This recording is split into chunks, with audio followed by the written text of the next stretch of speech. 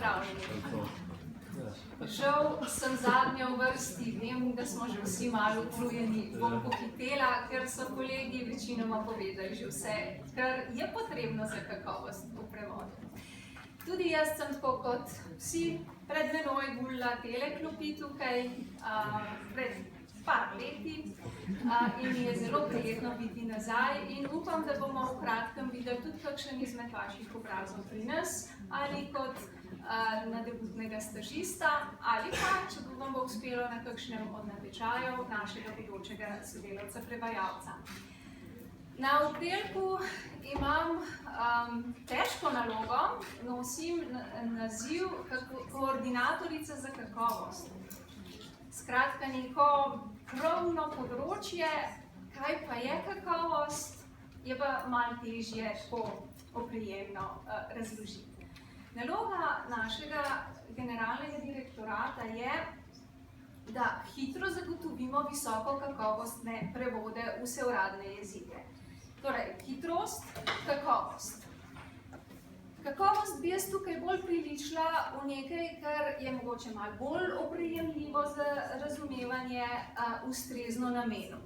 Če bom prevajala nek zakonodajni akt, ko vam je Andrej razlagal, kako dobiš besedilo in potem delce spreminjaš, bo moja glavna vrlina, da bom prebrala okoliško besedilo in da bom s čim manj dolgim posegom prenesla to, kar imam za prenesti v slovenščino.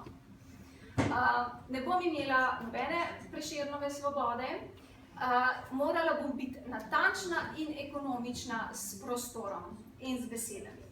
Če bom pa prevajala, ne vem, za Hišo evropske zgodovine, ki je zdaj odprti projekt, zelo zanimiv, upam, da ko bo odprt, boste imeli tudi možnost ga obiskati, si bom pa lahko dovolila in bom šla malo v širino in povedala tudi kaj z več besedami ali pa manj glede na izvirnik.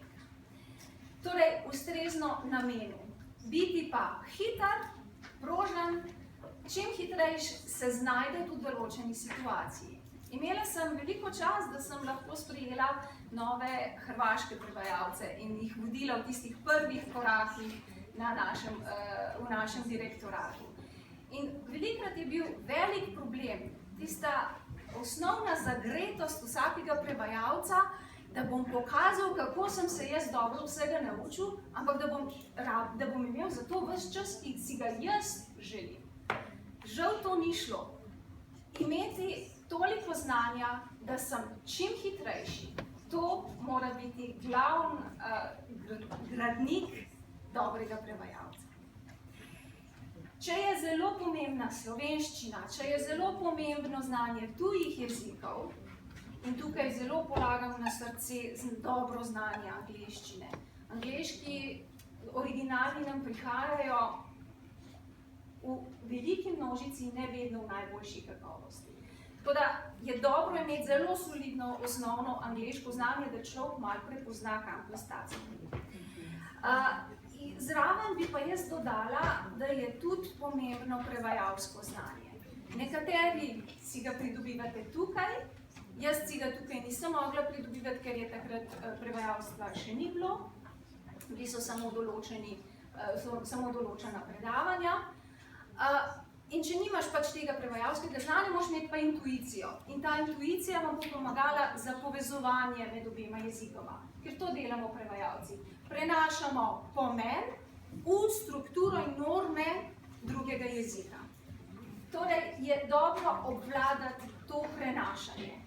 Tisti, ki boste popoldne na moji predelavnici, boste videli, kako imamo še vedno, kljub vsemu znanju, včasih, mogoče pod časovnim pritiskom, velike težave, kako lahko kolega, ki ima že nekaj letne izkušnje, naredi izjemno dobeseden prevod, ki pač ne ustreza nam.